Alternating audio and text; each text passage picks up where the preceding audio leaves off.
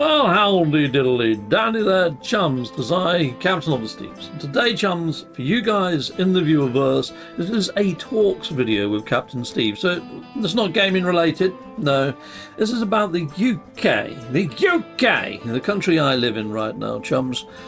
And we are being told that today, on the 26th of September, this hasn't quite happened yet, but Keir Starmer is going to announce the rollout by law that every single citizen of the UK, well, every adult, needs to carry with them a digital ID. Now, I have got mock-ups of said digital ID, and I'll put them over there, so you can see exactly what is being proposed or put together by the think tank within inside the Labour government.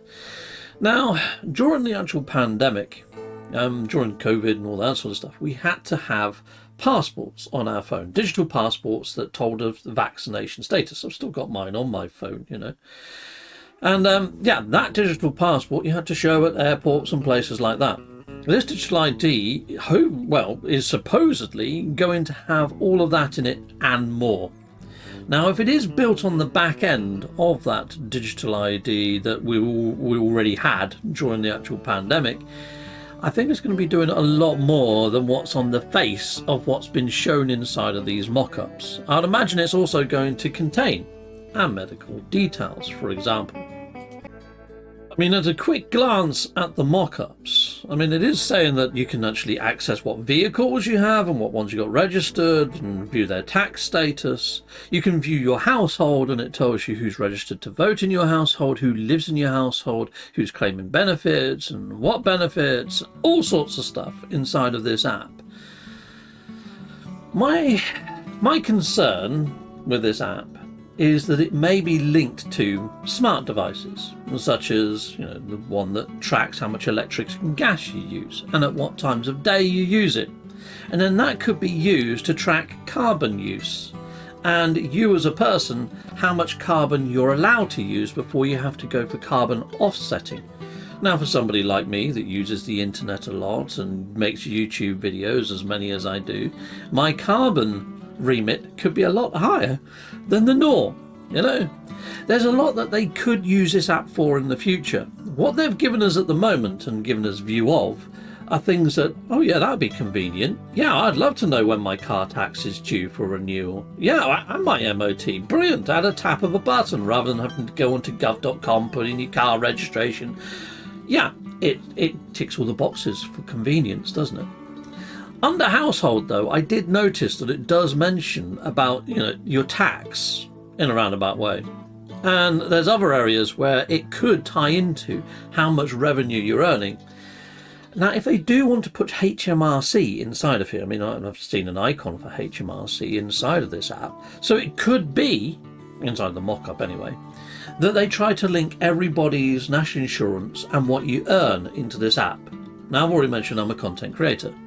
Now, all this sort of stuff in the background that I have, because it's inside of my remit of my office and studio, it's like if I wanted to go buy some more displays, I should be able to claim for the tax on those displays and the VAT. You know, because it's a business case use. It's for decor of my studio. You know, I haven't got all this in every room.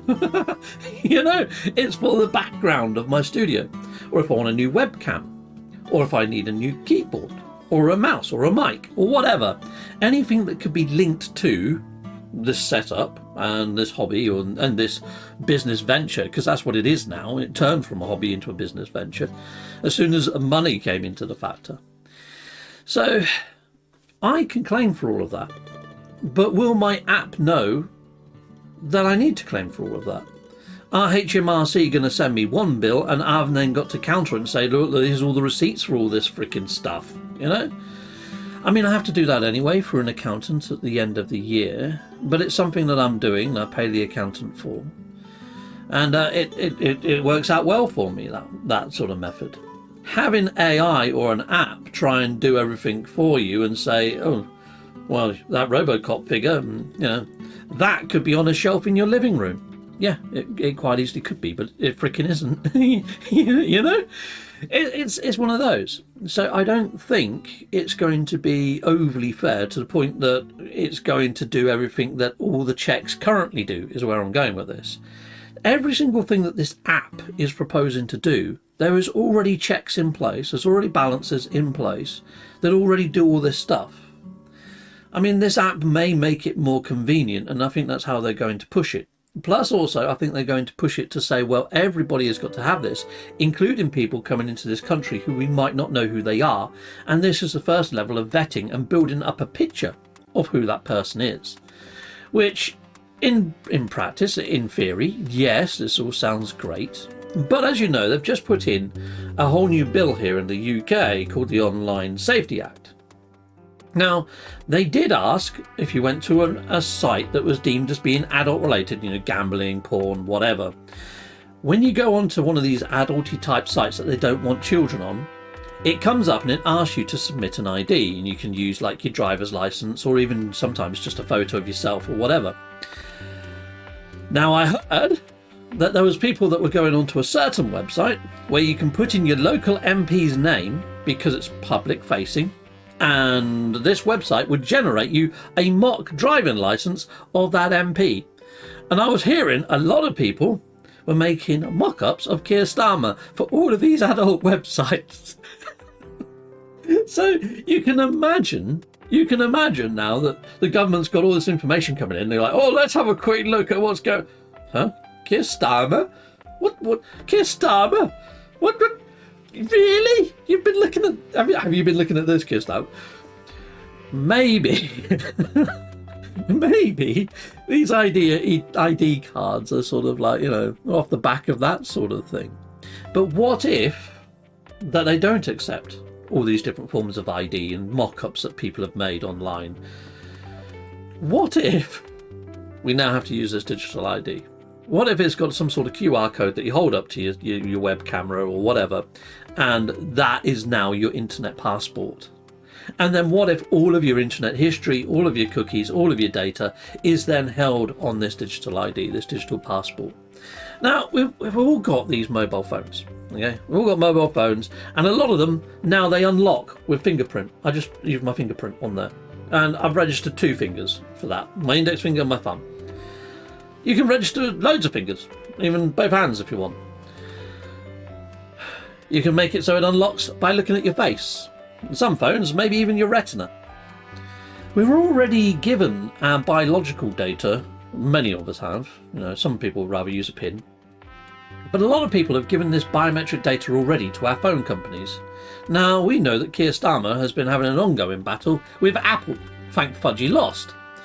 But at the same time, he's been subpoenaing all the different places to try and get, you know, send in legal documents and things, trying to get all the data from these phone companies on board. And I'm just thinking, if they join all these dots together, this is going to make a digital copy of ourselves. I mean, I think they've already got a digital copy to some degree out there in the ether of us anyway, for marketing purposes, built up from cookies. Sounds rather delicious. Rather delicious, Captain Steve. Yes. But no, it's like an example. Now, you've probably all got examples similar to this. You go to a friend's house. I'm going to use my brother. I go to see my brother. Hello there, brother.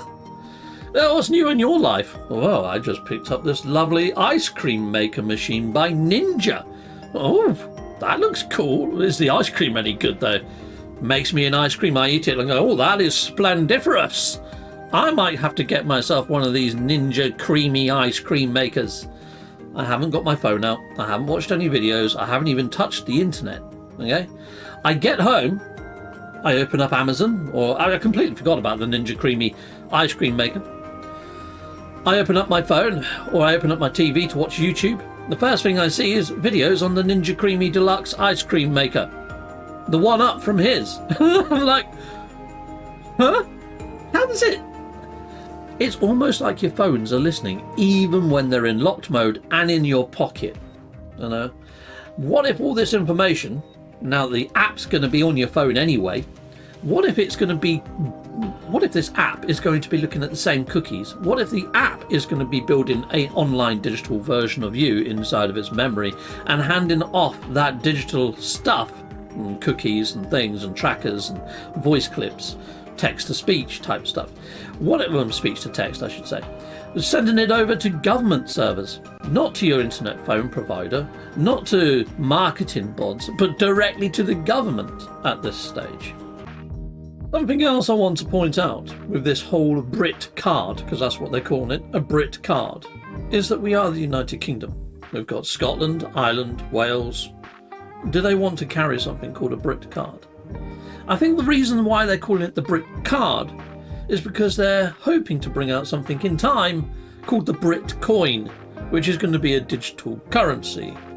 So I kind of feel that it plays into that in naming convention, but more so if they do roll out Brit coin and that's linked to your ID, what if they don't like something you're saying? We've already seen people being debanked or having restricted access to things if they joined a farmers' protest or said something that people didn't like. What if they just do that? What if this is going to be more like the social China credit system, where if you say something that the government or the powers that be above the government don't like, you're instantly debanked, you can't have access to that, you can't travel, just your social credit score gets completely annihilated, or your ID just gets black marked or delisted, blacklisted against certain things that you was whitelisted before. It could lead to a rather dystopian sort of measures. But this is early stages, it's all under convenience right now. But my worry is, what if this moves into surveillance, but not only surveillance, but into control? It could be very dystopian, is where I'm going with this when it comes to digital IDs and the way that it's actually made up. So it might be sold to us in convenience, it might be given to us under the guise of safety, whether that's child internet safety, like the Internet Safety Bill. It could be a wolf in sheep's clothing, couldn't it? Now, it does make you wonder. It does make you wonder.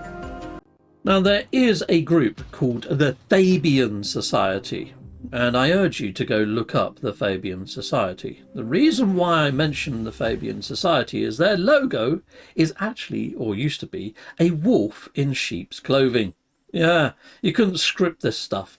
And members of the Fabian Society are now high up in the government.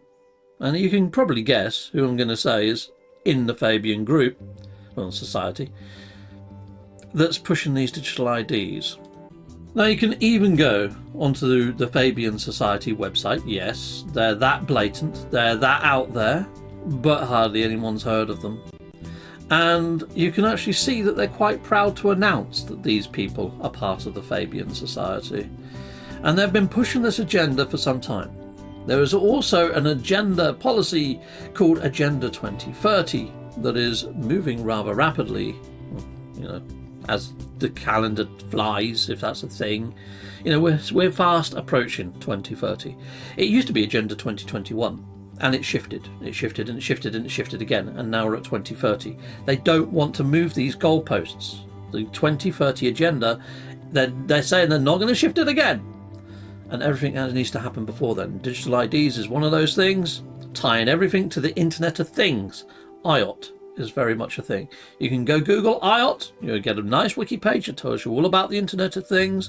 This is all being set up, and it's all being, I think, linked into these digital IDs and these digital passports. A lot of people have been quite critical of China's social credit system. The people that haven't been critical of China's social credit systems, the people behind government, the people above government. I mean, government, a lot of the people that get into government are there because they want to help govern the people and make things better for the people. But these shadow puppeteers, the World Economic Forum, the Fabian Society, these people are in the background. And the Fabian Society, they believe in small incremental changes. They're not big bang pushers of these new policies and agendas. They do the slowly, softly approach. They get the media to put the idea out there, to sow the seeds of idea into the populace of public. That's why you usually see these things signposted years beforehand.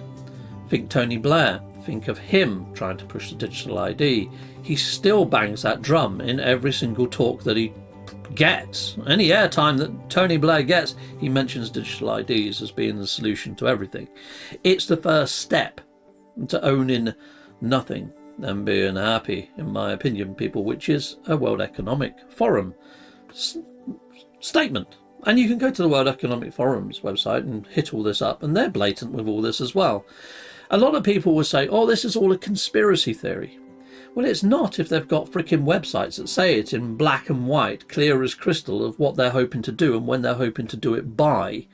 It's no longer a conspiracy theory. And it's not even a conspiracy because they're actually telling everybody in black and white, clear as crystal.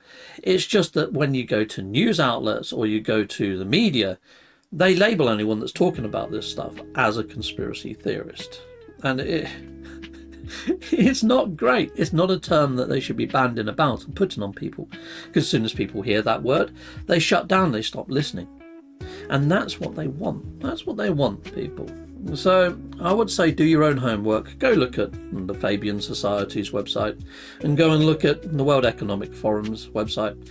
Go look at these mock-ups of these digital IDs and make your own mind up whether you think this is right for you, right for the populace. I mean, I always think that if we haven't been given the right to vote on it, and if we haven't been given a democratic vote on it, is it right for us, or is it something they don't want us to vote on? Has this come from higher up? Whenever we're not given the right to vote or the chance to vote, I think that's a good indication it's coming from one of these societies, one of these groups, one of these quangos, one of these back-end entities that none of the news or the media wishes to touch on with a barge pole. Okay? Yeah. Look into the Bilderberg group while you're at it, people. I'll put some links inside of the video description if you just want to click them. If you don't want these things showing up inside of your search history just in case it goes on your digital ID. Okay? Alright. So you can just go click a couple of links and it should just open the pages. Alright? Maybe do it in incognito mode. Not that that's probably going to matter very soon, people. Yeah, anyway, digital IDs, they're coming to your neck of the woods. Now, I did make a video some time ago on Trump versus Kamala Harris before the vote. And the thing that I said that concerned me the most is both of these people, both of those candidates, will try and push a digital ID of sorts. If Trump gets in, he will push it under the guise of border control. And if Kamala Harris gets in, she'll push it in the way of just, having a more democratic and fair voting system. Or even Trump might have done that too, There's ways and means that people will push this digital ID. And why? Because it's coming from above. It's not coming from government. It's not coming from the people. It's coming from somewhere else. And you need to see behind the curtain. Those links will let you see behind the curtain. Until next time, people. Goodbye, goodbye, and goodbye again.